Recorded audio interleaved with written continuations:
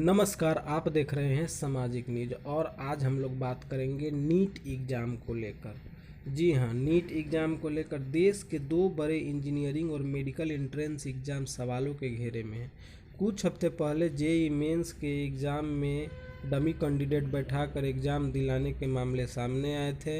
अब medical college में admission के लिए ज़रूरी एग्ज़ाम नीट को लेकर हैरान करने वाले खुलासे हैं। केंद्रीय जांच एजेंसी सीबीआई ने दावा किया है कि नागपुर की एक कंपनी ने 50-50 लाख रुपए लेकर ये एग्ज़ाम पास कराने का ठेका लिया था।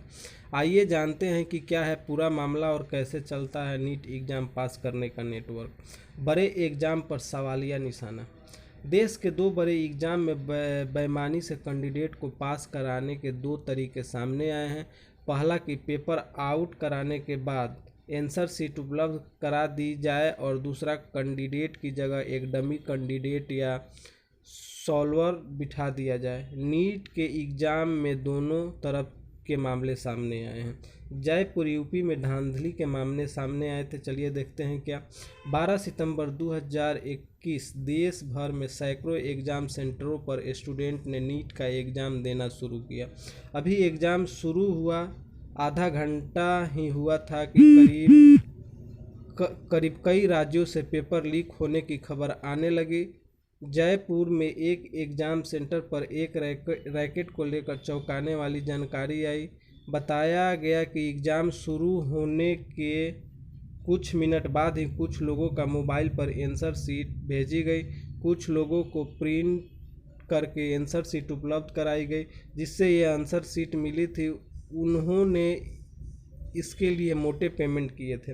राजस्थान पुलिस को इस बारे में पहले ही इनपुट मिल गया था। ऐसे में वो हरकत में आ गई और एग्ज़ाम सेंटर पर दबिश देकर 8 लोगों को नीट प्रश्न पत्र की आंसर शीट के साथ गिरफ्तार कर लिया। इस मामले में 4 जगह छापे मारकर 6 मेडिकल स्टूडेंट सहित 9 लोगों को गिरफ्तार किया गया। बताया गया कि ये मेडिकल स्टूडेंट डमी कैंडिडेट बनकर किसी और के लिए पेपर दे रहे थे। बदले में इन्हें लाखों रुपए मिले थे।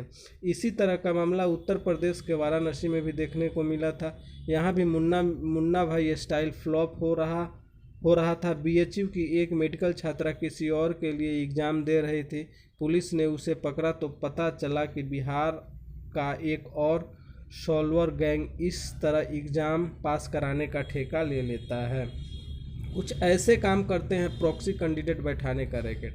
नीट एग्ज़ाम के तकरीबन 10 दिन बाद सीबीआई ने नागपुर में एक एजुकेशन इंस्टीट्यूट का छापा मारकर इस पूरे सिस्टम का खुलासा किया है।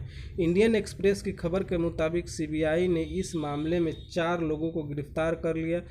उसे जो जानकारी दी है उसके मुताबिक नीट एग्ज़ाम पास कराने का रैकेट कुछ ऐसे चलता है। नागपुर की आरके एजुकेशन कैरियर गाइडेंस नाम का एजुकेशन सेंटर इस रैकेट का अड्डा था। सेंटर का संस्थापक परिमल कोटिपाल्वर ऐसे लोगों को खोजता था जो किसी भी कीमत पर नीट पास करने को उतारू थे। जिन बच्चों को फर्जी तरीके से एग्ज़ाम पास कराने होता था उसे पेरेंट्स से संपर्क किया जाता था। इसके बाद उन पेरेंट्स से 50 लाख रुपये का पोस्टेटेड चेक लिया जाता था। चेक के साथ ही गारंटी के तौर पर स्टूडेंट के क्लास 10th और 12th के ओरिजिनल मार्कशीट भी ले लिए जाते थे। एक बार सौदा तय हो जाने के बाद परिमल स्टूडेंट एग्ज़ाम में शामिल होने के लिए बनाए पोस्टल के यूज़र आईडी और पासवर्ड ले लेते थे। इसके बाद मन चाहे सेंटर के लिए ज़रूरी बदलाव किए जाते थे। इसके लिए सॉल्वर के साथ मिक्स करके कैंडिडेट की फ़ोटो बनाई जाती थी।